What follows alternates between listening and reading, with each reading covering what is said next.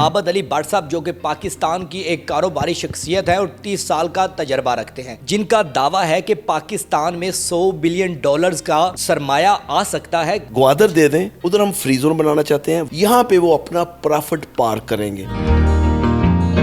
Fifth pillar basically है क्या, थोड़ा सा हमारे नाजरीन के लिए समझा दीजिएगा। देखें जी, फिफ्थ पिलर एक वैसे हमारी गवर्नमेंट ने 3 पिलर गवर्नमेंट के हैं, चौथा मीडिया का है और 5वां बिजनेसमैनों का है। ये हम रिकग्नाइज़ कराना चाहते हैं कि ये गवर्नमेंट का फिफ्थ पिलर है और ये गवर्नमेंट को कैसे उसका सहारा दे सकता है। फिफ्थ पिलर का मकसद ये था कि आप जो पॉलिसीज बना रहे हैं हमारे बारे में, प्लीज़ ब्यूरोक्रेसी हमें साथ शामिल करे।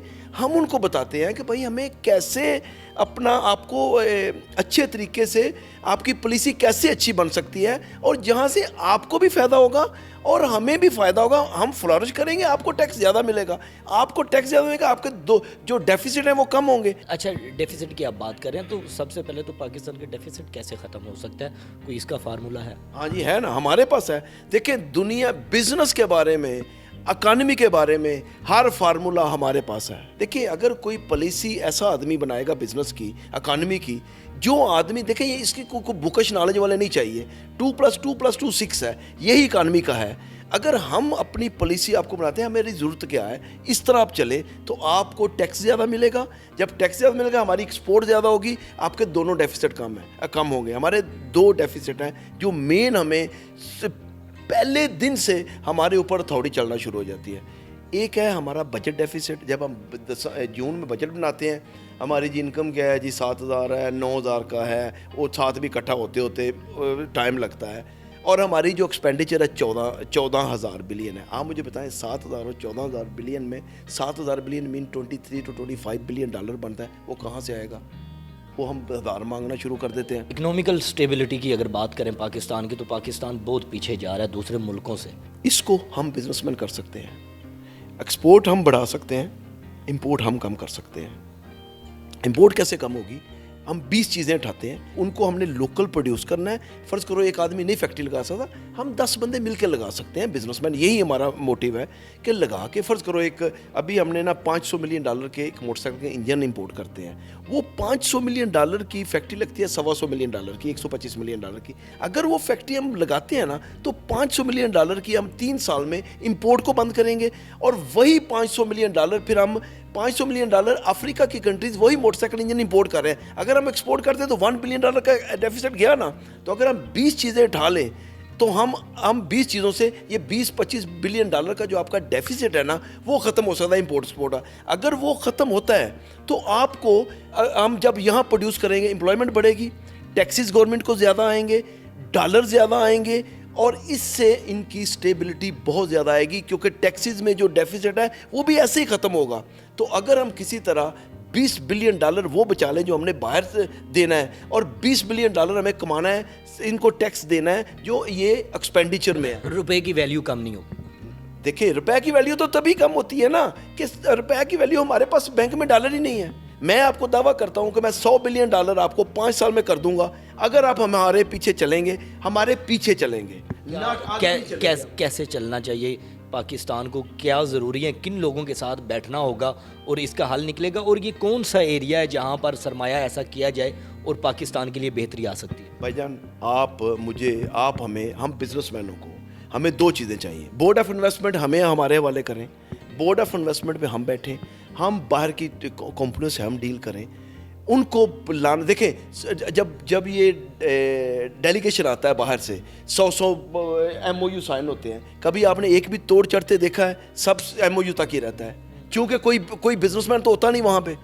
अगर हम किसी को लाते हैं, हम उसको गारंटी करते हैं कि हम उसको इधर फैक्ट्री भी लगवाएंगे, ऑफिस भी लगवाएंगे। हमें आप सिर्फ ग्वादर का पार्ट दे दें, ग्वादर दे दें, मैं आपको कहता हूँ कि 5 साल में आपको $15 बिलियन का रेमिटेंस आएगा। अगर 5 लाख आदमी वहाँ एम्प्लॉय कराएंगे, 5 लाख, और 15 बिलियन का इंटरनेशनल रेटों के ऊपर हम एम्प्लॉयमेंट कराएंगे।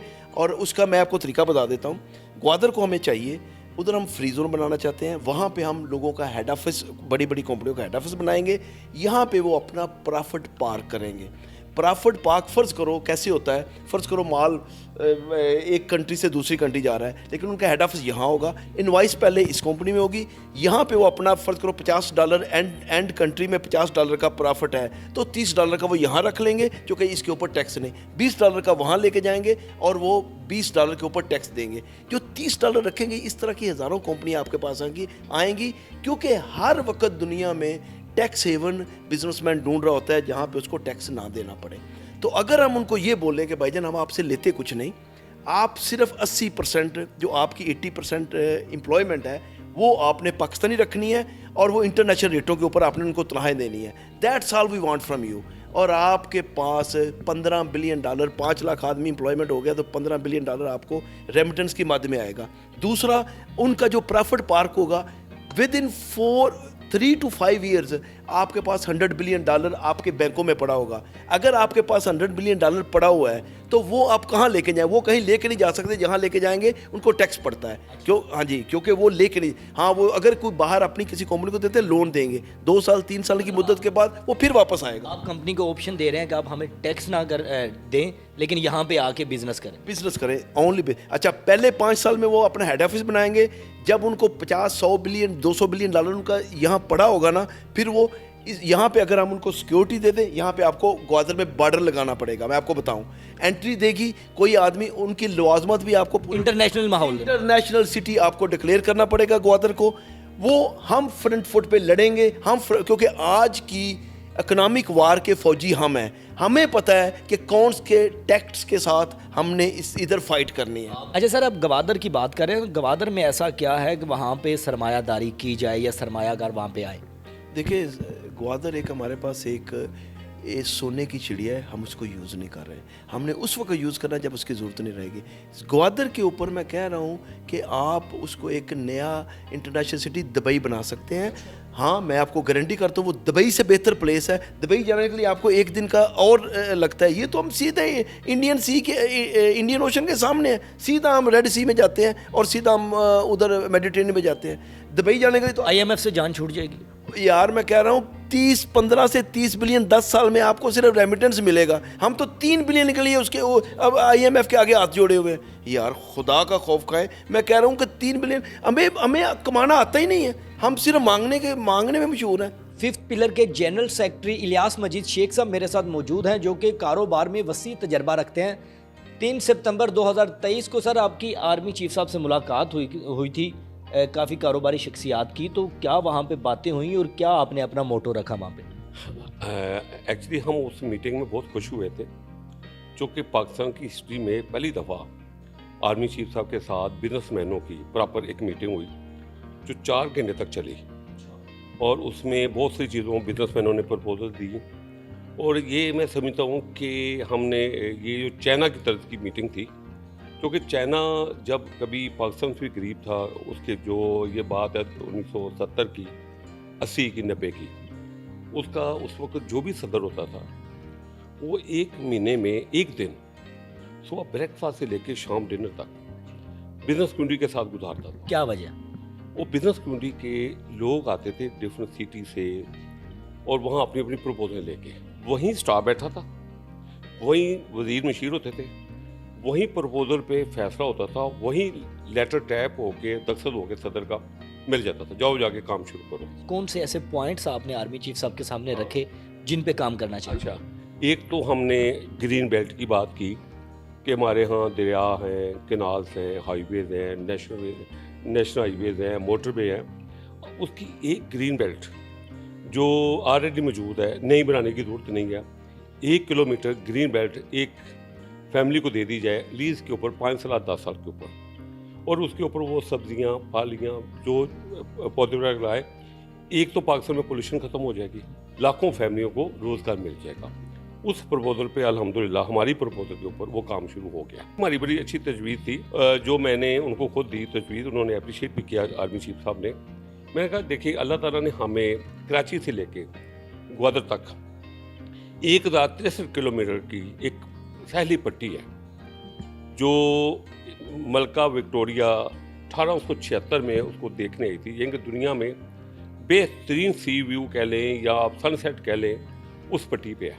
तो उसमें आप बात उसको आप डेवलप करें, और उसके साथ ये भी प्रपोजल थी कि आप 100 जो बिजनेसमैन टॉप हैं उनसे प्रपोजल लें, उनको लीज के ऊपर 25 साल 30 साल लीज के ऊपर दे दें। हमारी होटलिंग, टूरिज्म और हाउसिंग तीनों रिक्वायरमेंट पूरी हो जाएगी। आप चाह रहे हैं कि दुबई जैसा एक शहर बन जाए? मैं कहता हूँ कि अगर वो खाली सैली पट्टी डेवलप हो जाए ना, तो पाकिस्तान खुद कर्जा देने वाला बन जाए। कर्जा लेने की तो दूर की बात है। फिर एक और तजवीज़ मैंने दी थी, मेरी अपनी तजवीज़ थी। मैं कहा सर, हम वक्ती तौर पर फौरी तौर पर पूरा पाकिस्तान तो ठीक नहीं कर सकते। हम दुबई की तरह सूबों को एक एक शहर डेवलप करना दें, इंडस्ट्रियल सिटी, जिसमें ओवरसीज़ हों 70%, 30% ओवरसीज़ रबा पाकिस्तानी हों, वही तो पाकिस्तानी ओवरसीज़ वाले भी, उनके ऊपर वो शख्स ओवरसीज़ उसके ऊपर जिस शख्स के ऊपर FIR कट चुकी हो उसको वहाँ जगह लेने की परमिशन ना हो, और वो एक दुबई की तरह हम डेवलप करें सिटी, उसमें ओवरसीज़ को टैक्शन दें, वो आके वहाँ बिजनेस करें, वहाँ जदीद कोर्स, वहाँ थाने मॉडल, ताकि किसी की प्रॉब्लम हो तो 10 दिन में आ जाए, ताकि उनको हम बाहर वाली इन्वायरमेंट देंगे तो ओवरसीज़ हमारे पाकिस्तान में आएंगे। और ये भी एक आइडिया था जिससे हम मुल्क का बहुत ज़्यादा इन्वेस्टमेंट कर सकते हैं। मैं यहाँ एक मिसाल दूंगा दुबई की। दुबई में 2023 में 657 बिलियन डॉलर की सिर्फ प्रॉपर्टी बिकी है। क्यों बिकी है कि लोग वहाँ क्यों आते हैं? एक तो टैक्स फ्री है, एक वहाँ सुकून है, एक सिर्फ वहाँ तोहफ़्ज़ है। हमारे ओवरसीज लोग वहाँ बाहर के मुल्क प्यासे बैठे हुए हैं, प्यासे, वो चाहते हैं पाकिस्तान की इन्वायरमेंट ठीक हो, हम आने को तैयार है, उनका दिल हमारे साथ धड़कता है। इसी तरह हमारी एक और तजवीज़ थी इंडस्ट्रियल सिटी में, हमने कहा था कि साथ इसकी इंडस्ट्रियल सिटी डेवलप करें और चारों सूबों को बोले कि वो इस तरह एक एक सिटी डेवलप किया जाए ताकि वहाँ इन्वेस्टमेंट आए, वहाँ वो आके उनकी मेडशिप जो हो या उनकी जो हैंडलिंग पावर हो वो भी ओवरसीज कमेटी करे, वहाँ किसी को असर रखने की इजाज़त ना हो। जैसे दुबई में कोई पर्सनल तौर पर गन या पिस्टल नहीं रख सकता, इसी तरह की इन्वायरमेंट हो।